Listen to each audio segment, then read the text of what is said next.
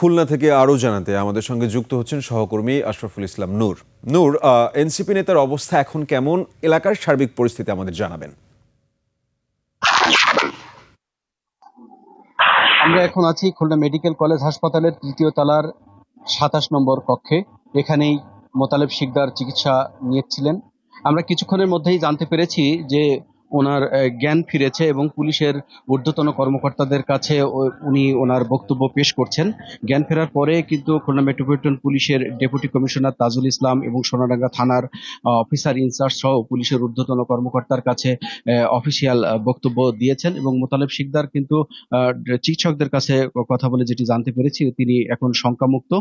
পরিবারের সদস্য সহ তার আত্মীয় স্বজন এবং এনসিপি এবং তার শ্রমিক শক্তির সংগঠনের নেতৃবৃন্দ কিন্তু এখানে এসে তাকে সাহস জুগিয়েছেন এবং খুলনা মেডিকেল কলেজ হাসপাতালের ৩য় তলার ২৭ নম্বর কক্ষে যিনি যেখানে চিকিৎসা নিচ্ছেন তার সামনেই কিন্তু আইন শৃঙ্খলা রক্ষাকারী বাহিনীর সদস্যরা মোতায়েন আছেন এবং চিকিৎসকের কাছে কথা বলে যেটি জানতে পেরেছি যে উনি সম্পূর্ণ শঙ্কামুক্ত।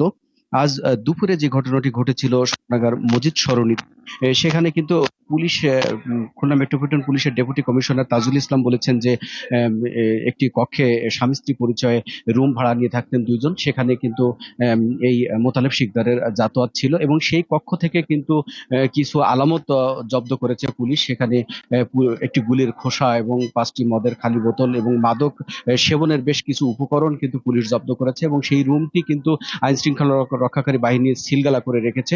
তদন্তের স্বার্থে অনেক কিছুই এখনো মিডিয়ার সামনে পুলিশ প্রকাশ করেনি, কিন্তু পুলিশ যেটি বলছে যে তাদের কাছে 3টি বিষয় নিয়ে তারা তদন্ত শুরু করেছেন, 3টি বিষয়কে সামনে রেখেই, এবং পার্শ্ববর্তী এলাকার সিসি ফুটেজ গুলো কিন্তু পুলিশ সংগ্রহ করেছে ইতিমধ্যে।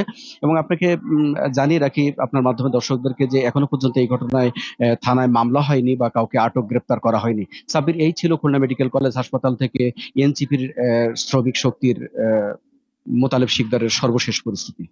পুরো আপনাকে ধন্যবাদ আমাদের সাথে যুক্ত হওয়ার জন্য।